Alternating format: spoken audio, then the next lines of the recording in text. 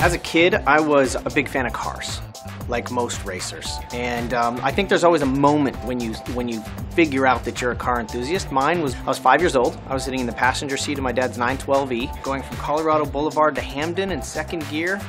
I went around the corner a little bit aggressively, a little bit of tire noise. From that moment, I paid attention to every single shift of every car I was ever a passenger of. I began to obsess about cars, but never really thought I could make it a living.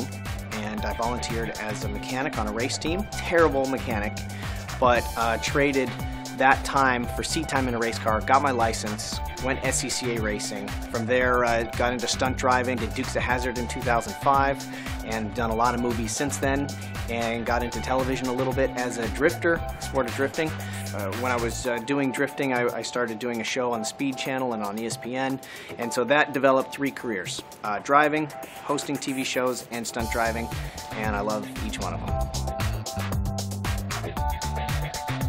In my career, I've really focused on doing things that keep the fun in driving. Whether it's Top Gear, which is a show that's basically about having fun with cars. Whether it's Rallycross, which is a sport which I think looks like a video game and looks like about the most fun thing you can do with a car. Or, you know, just in social media and stuff like that, everything that I usually like to talk about is keeping driving fun. I still love driving. I just love, I make downshift noises when I am pushing a grocery cart going from aisle to aisle.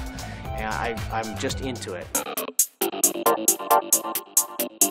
I love rally racing. When I was a kid, and I was never a motorsports fan. I never really followed IndyCar or NASCAR or anything like that. I just wanted to see what the job was. What was a driver going through to do the job?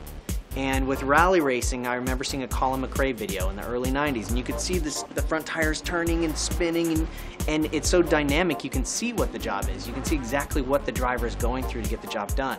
I was lucky enough for 8 years to race rally through the forest, and you have a co-driver there telling you notes on exactly how sharp every single corner is, and it is scary, dangerous, it's so committed, and it's spectacular.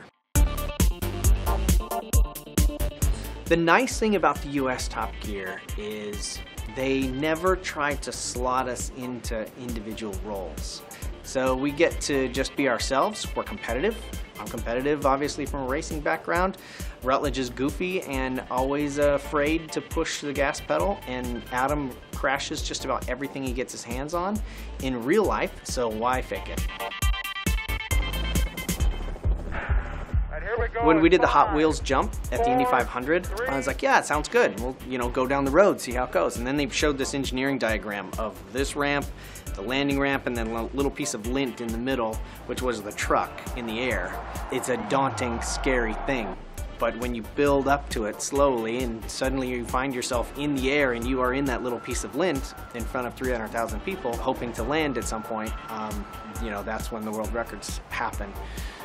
I don't want to do the loop again. That was, that's what, the loop is something you can't start small and build from it. You just basically have to Rochambeau with the other stunt guy and see who goes first.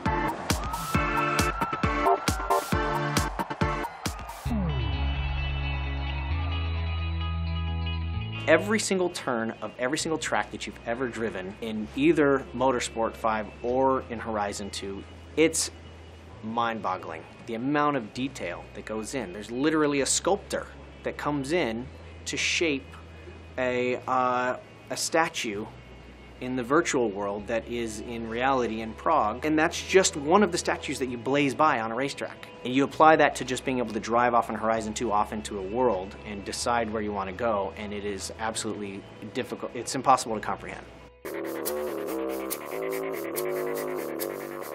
Having my race car in Forza, it's very strange. I meet a lot of people at the track, and I love talking to car enthusiasts at the track. But when they say, "Oh yeah, no, I drove your car," and we have that bond together where we've driven the same car, we've raced the same thing. Sometimes we've raced against each other, and I mean, it's really cool that people have access to that. And the number one question that I get asked from anybody that I interact with on a professional level is, how do I get your job?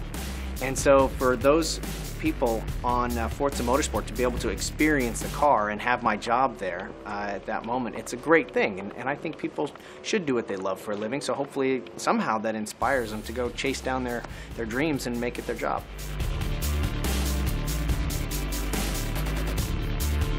The Beetle I'm racing this weekend, it is a 1.6 liter, 540 horsepower, all-wheel drive Beetle that goes 0 to 60 in 2 seconds flat. It is a monster. You don't hear that about the Beetle very often, but it is a vicious little Beetle.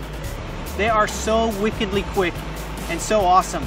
I wish I could just take every single person in the bleachers for just one lap, and they would be absolutely hooked for life. Drive the Rockstar Energy Drink Rallycross Beetle in Forza Horizon 2 and download the Rockstar Car Pack today.